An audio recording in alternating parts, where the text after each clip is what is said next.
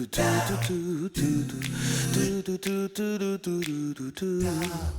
everyone, I'm Captain Logan. And I'm the Curious Lo.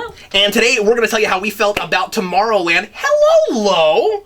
Hi! It is so exciting to have you here for a couple reasons. First of all, in case you are not aware, you don't know Curious Lo, Lo was the runner-up winner for Season 2 of Who Reviews the Reviewers all those years ago now. Yes. Yeah. And I've wanted to work with Lo for a long time. We've talked about this forever and never got around to doing it. Lo is a big movie buff, watches new movies all the time. We've talked about this for a while, and finally making it happen. But the other reason that I'm very excited to have Lo on the program is because she is probably the most qualified person I know to talk about this particular movie.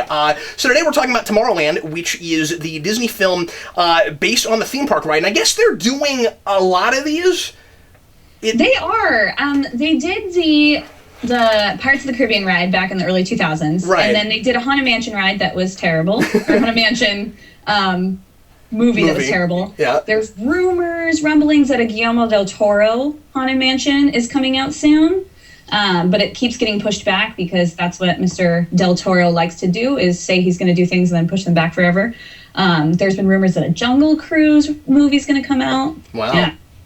Yeah, I remember when Pirates of the Caribbean came out, and I'm thinking, really, you're going to base it on a theme park ride? And then it became like this giant monster franchise thing.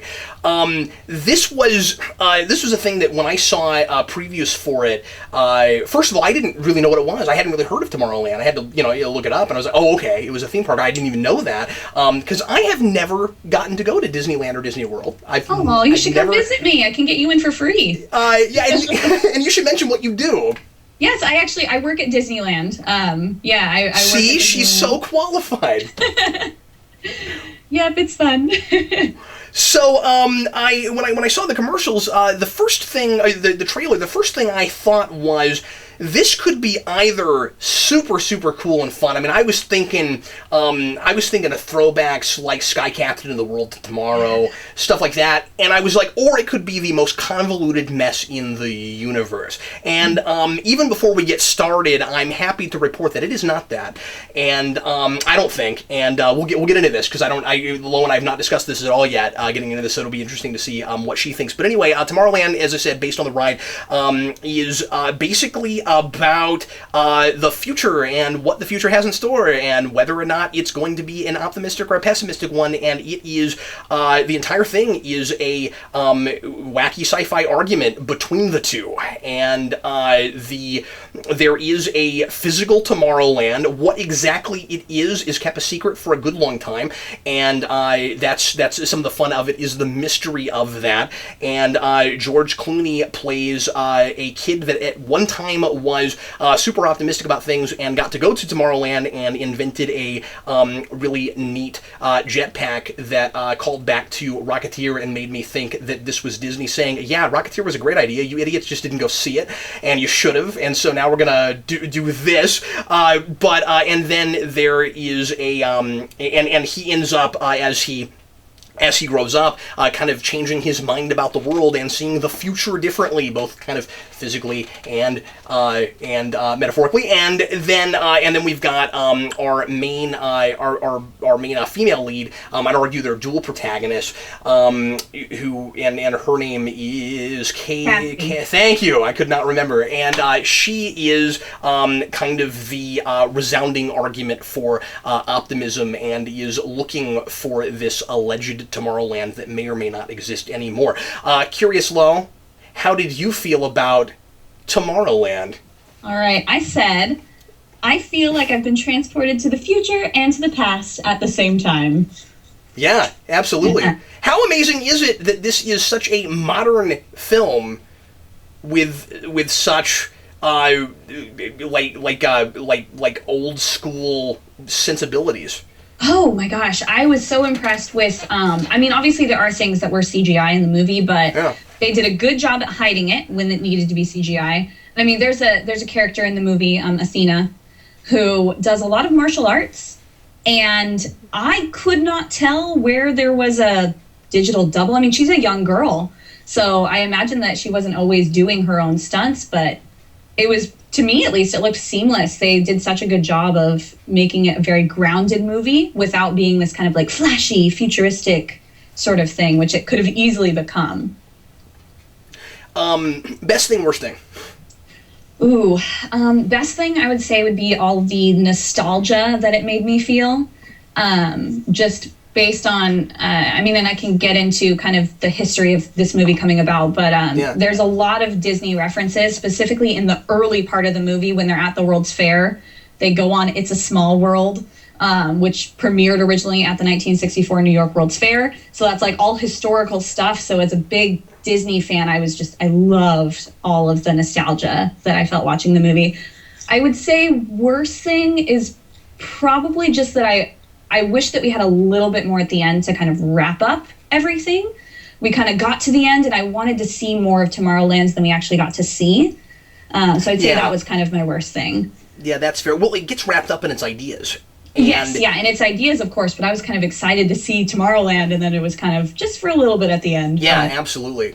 That's totally fair. So I have not had a chance to send Lo a sign yet, so were you to flip your sign, I would assume you would go green. Yes, I am feeling it.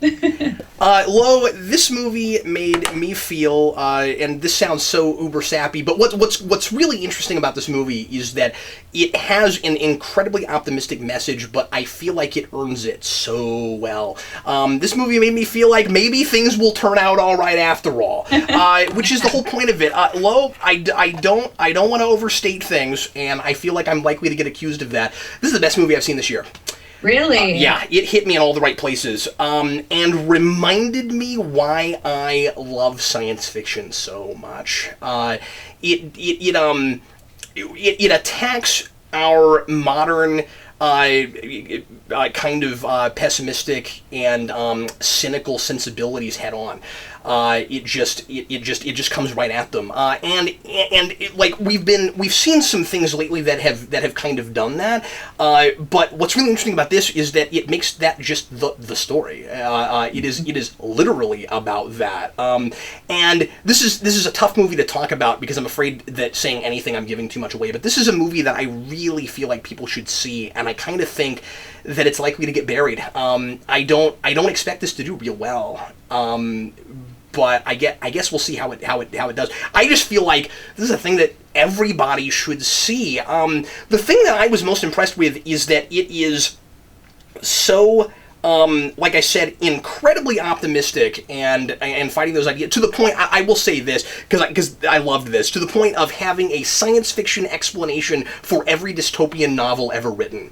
That was really neat, and ultimately it makes a lot of sense. And like I said, I kind of expected this to not be very cohesive when you get to the end. And not only do I like all the characters involved and find them sympathetic and everybody's motivations are clear, but when you get to the end, everything is paid off. Everything's tied together right and not too easily. Although I will say, and this is probably my worst thing, that when you get to the thing, and I'm not real sure how we would have fixed this, but when you get to the third act, and something is revealed about Hugh Laurie's character, which, by the way, I didn't even know he was in this, and that was kind of exciting.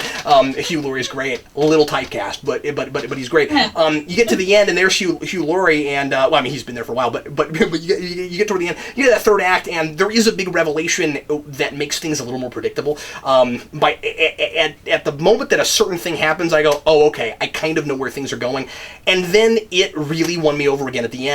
And like I said, I was so impressed with how sucked in I was and how much I bought the message and the way it was delivered.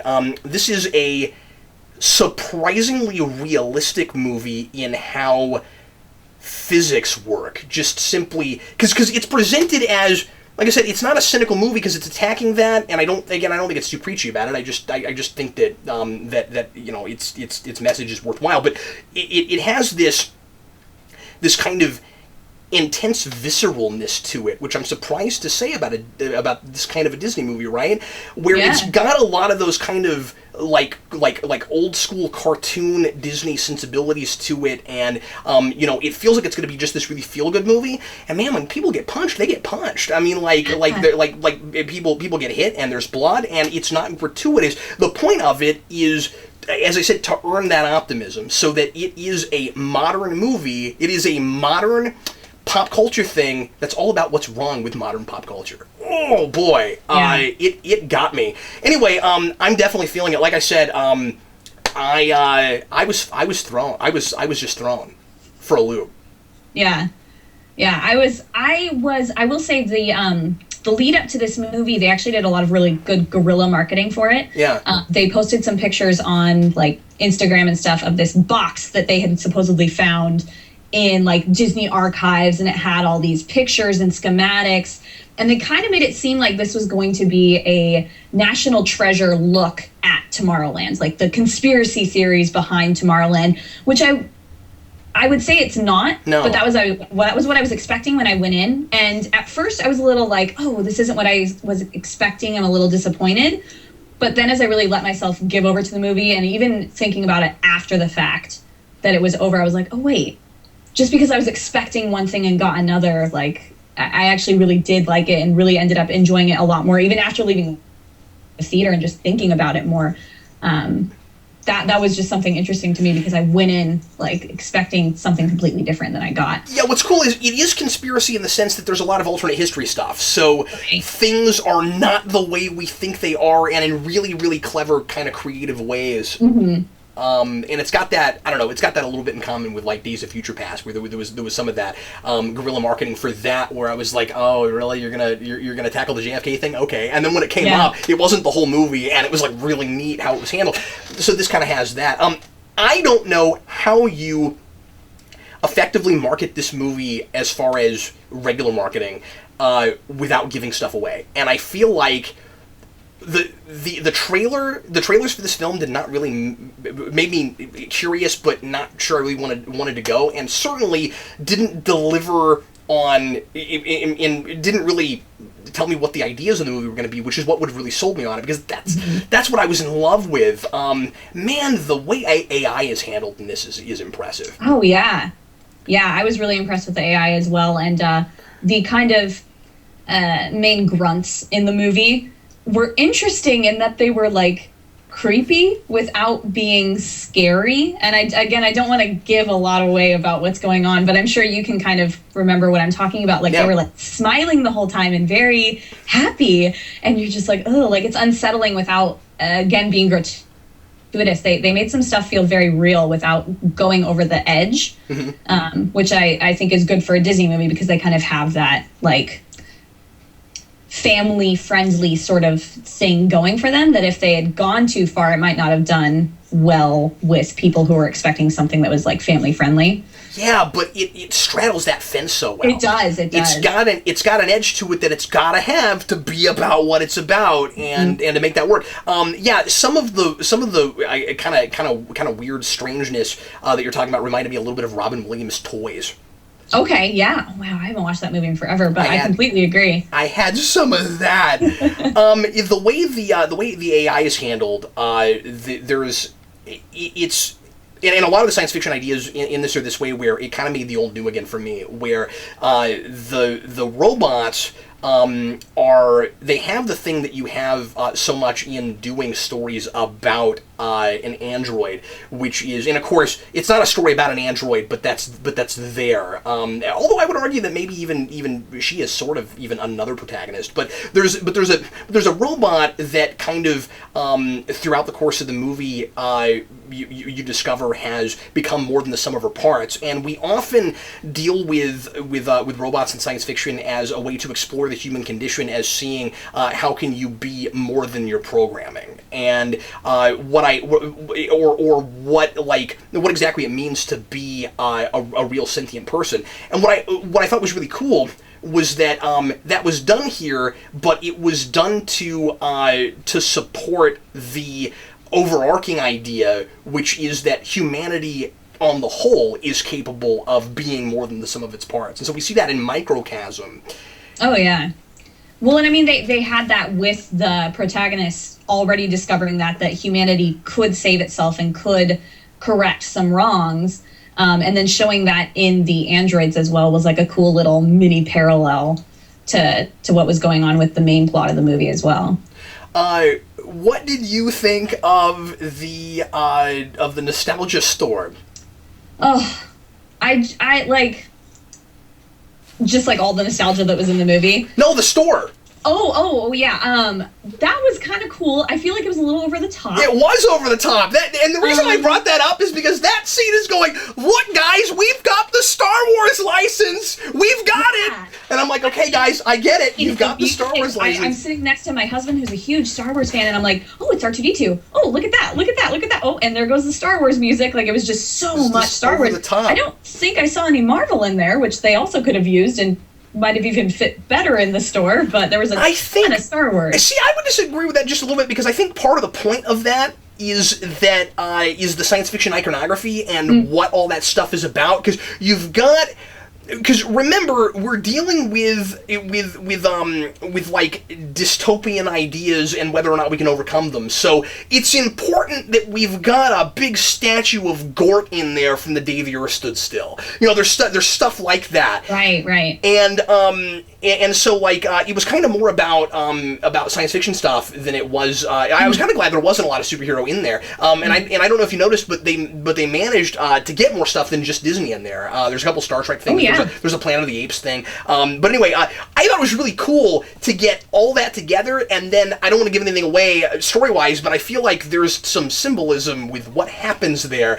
Yes. But anyway, was there any more background about the ride itself and stuff that you wanted to bring to this? Because I don't know anything about it.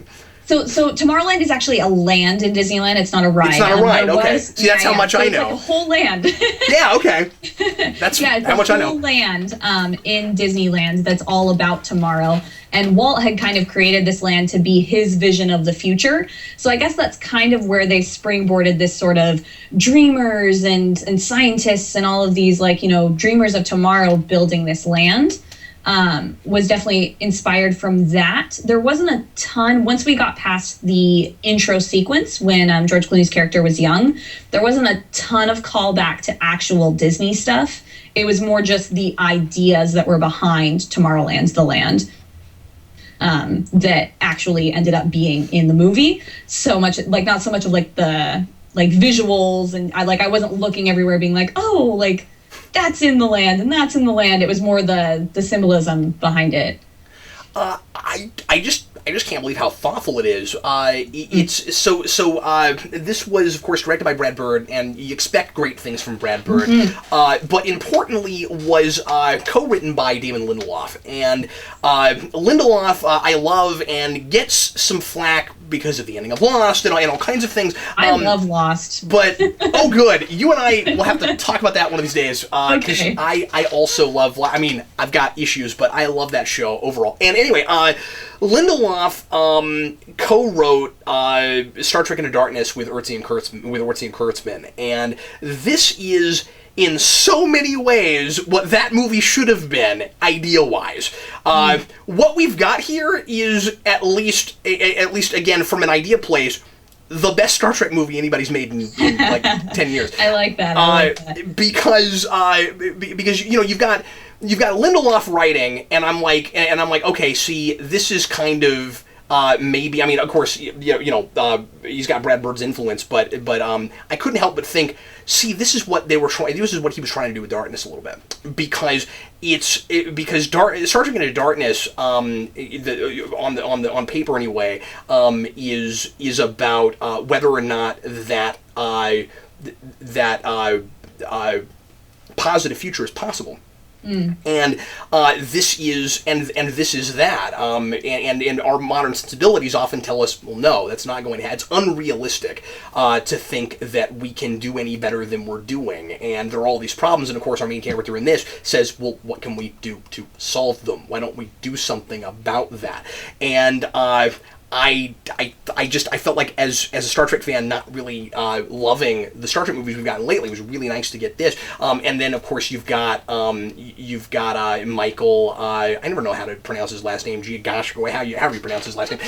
The guy who wrote the music for Giacchino. Is that it? Okay. All right. I don't know. He of course did the music for Lost, and then did Star Trek, and did Star Trek music that sounded like Lost music. His soundtrack in this is spectacular, and does not sound like anything he's written before. No, yeah, he definitely got the sort of hopefulness. I found myself tearing up just based on the music a couple times. Like there were some heartfelt things happening, but I feel without that music, I would have just been like, oh, that was nice. But it was tugging on my heartstrings a lot with some of the musical chords. But yeah, can we talk about the writing and how funny it was? Yeah, go right ahead.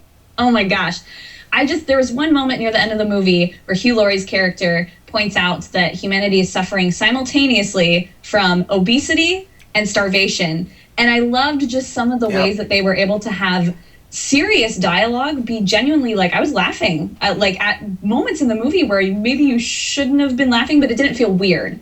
I feel like it was kind of genius in that I mean, we already know that the plot was great, but just some of the dialogue I was really latching onto, and the delivery by the actors as well. I just really loved that. Yeah, everybody's got a distinct voice. And again, the quirkiness of the robots. There's some weird, bizarre hilarity there. Clooney has picked good projects lately. Yes, I have to say I'm not always a huge fan of Clooney. Yeah. I feel like sometimes he can be a little wooden in his acting, and I did not feel that in this. I feel like he was very subtle in some of the things that he was doing. He wasn't being over the top, but he wasn't being kind of the stuff that I've kind of hated from him. Like, not in recent years, but I've definitely had some roles where I just, ugh. But yeah. I really liked him in this, and I went into the movie kind of not knowing if I was going to, because this could have been something that was easy for him to just kind of rest on his laurels as George Clooney, and the star power would attract the people type of thing. But it seemed like he really had fun with the project. Yeah, and I just felt like he got it. Mm-hmm. And I feel like everybody in this got it.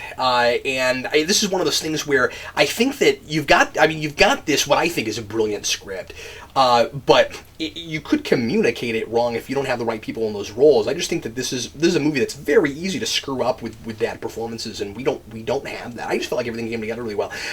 There's a couple of things, and maybe I need a second viewing, where I've got some logic questions. That's Damon Lindelof, though, for you. I mean, he's kind of known for doing a little bit of some plot holiness from time to time. without going too far into things, the way the pin works in transporting you to Tomorrowland.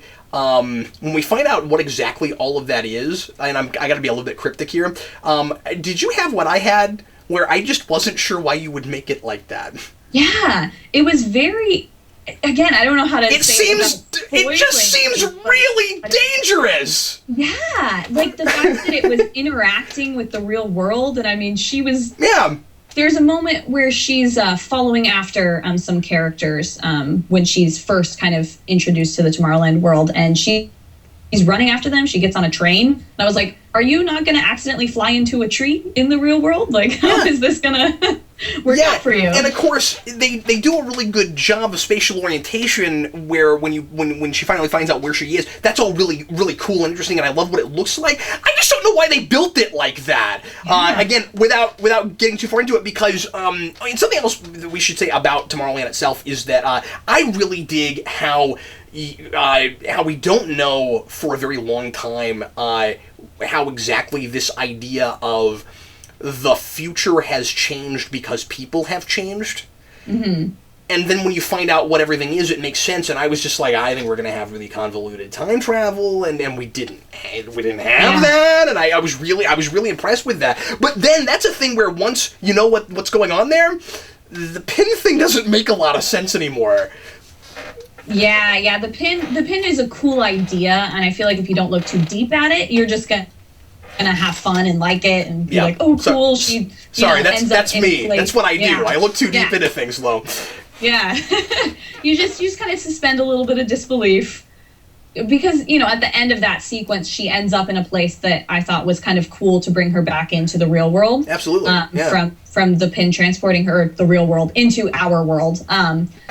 And the way that she was transported back, I thought was really cool, and how they visually showed that was interesting. And you wouldn't have had that if the pin wasn't working the way that it was. So I get why they did it, but it doesn't necessarily make a ton of sense for all of these brilliant minds of the world trying to create a way to transport people to Tomorrowland. I don't know how they built that. I feel like if you had too many of them, everyone would find out about them too quickly, because you just have all these people wandering around, crashing into things. Yeah, you'd be like, wow, this is happening a lot right now. There'd be YouTube videos everywhere.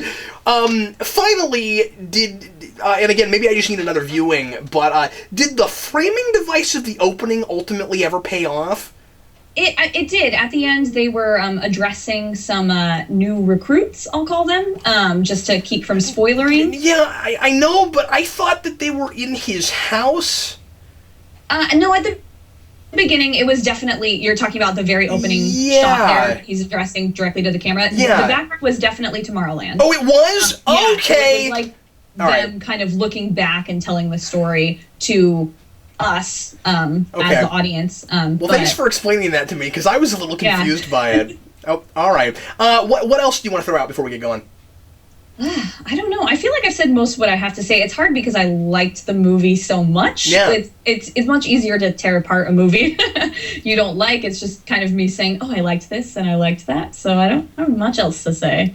This is a movie I really want to write about, and down the road might do a Rewind United or something on it, because there's a lot of really cool, interesting ideas, but also it just made me feel kind of better about stuff. I don't know, and I think that's what it was for. But again, I don't think it was too sappy about that. It just like and again, not to get too touchy feely or anything, but I kind of felt like I got a second wind a little bit, because so many great movies lately have been so relentless. Oh yeah, and it addresses that in the movie. That's what it's about, and I'm not saying this is a great movie, because it isn't that. I'm saying that, like the Lego movie, it's kind of dealing with some of that. Where you have it addresses that pop culture is so focused on the dystopian, like, horrible future where everything's falling apart, and it's so nice to see. It's refreshing to see a movie that goes the opposite way. Even though it does touch on that, in the end, it ultimately kind of brings it around, I guess. Yeah. Well, it's just saying that it doesn't have to be that way. Right. And more importantly, here's why. Mm-hmm. And I don't know, man. Casey's philosophy. It's a good philosophy. Oh, she was great. Yeah. Yeah. Well, anyway, obviously, I'm kind of just gushing at this point. But I guess we're sort of in agreement. Yes. Oh, completely. Everybody, thanks as always for watching. We sure appreciate it. Lo, come back again, will you? I will. Hopefully, I'll get a better camera next time. No, that's all right. It's working out. Anyway, right. So everybody, thanks for watching. We sure appreciate it, and I will see you again, hopefully very shortly, with another new movie review. And I hope Lo will come back again very, very shortly. I am Captain Logan. And I'm the Curious Lo. And we will see you again next time.